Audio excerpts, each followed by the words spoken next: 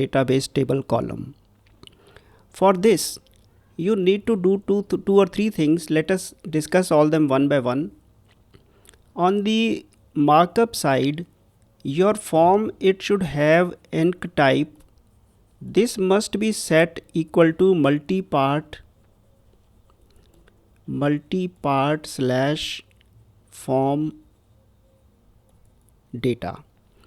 Other attributes like method, post,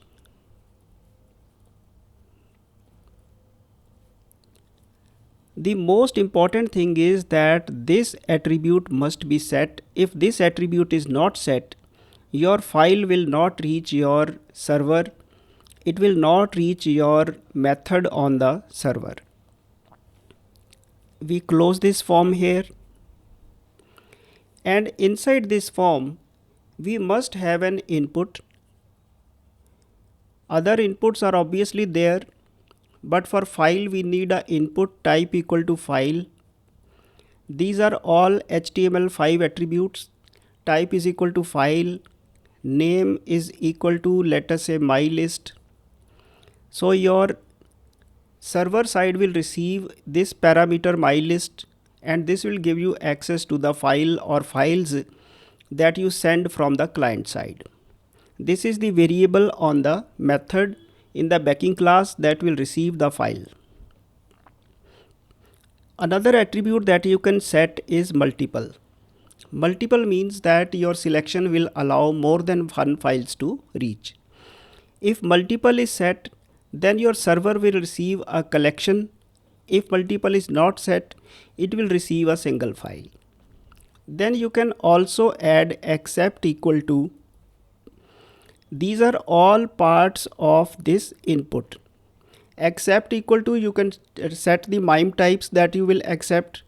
The filter for PDF files, for example, you will write application /PDF. You can add more comma, image /PNG. You can set a comma separated list of all the acceptable MIME types that you want, all the types of files that you want to be shown in the file selection dialog that opens when the user clicks upload or whatever that is shown adjacent to the file input, this button.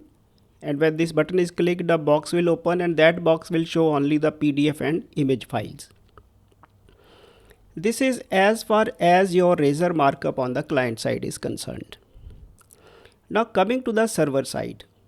On the server side, your files, they will be received. Let us say we have some on post handler, on post async. This will receive iForm file.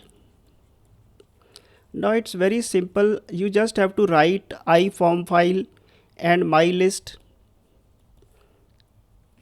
If you sent only selected, didn't select multiple, then one file called my list, the same identifier we set there. But if you sent selected multiple there, then you will have to write iList iForm file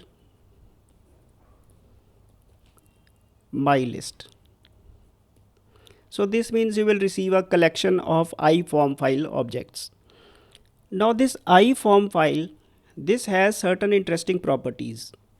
First of all, let us say I am running a for each loop on this list, and the first thing that you should do actually in this handler is test whether this is null or not, because sometimes the user doesn't select anything and just clicks a submit button. In that case, this will be a null. So you will write code like this, maybe if null is not equal to my list, then you process, otherwise you do not process. Now when you run a for each loop inside it to loop through each iForm file, then we can have many properties of this iForm file which are very useful. So let me list all those properties so that you can have a look when we discuss the code. First property is length property. So if I say iForm file maybe I call it file, then file dot length, it gives you the number of bytes the file has. Maybe you can check for some restriction that we do not allow files larger than 1 MB. So you can make it for comparison purposes. Then other thing that is there which is useful is there file dot content type. Content type will be the same MIME type that you selected there for a second verification on the server side. So if content type is application slash PDF, then you can process it as a PDF file. If content type is image slash PNG, as we did in our example, then you can process it as an image file. So these are the content type and length. These are the most practically useful properties of this iForm file. Now how is this iForm file ultimately saved into a table?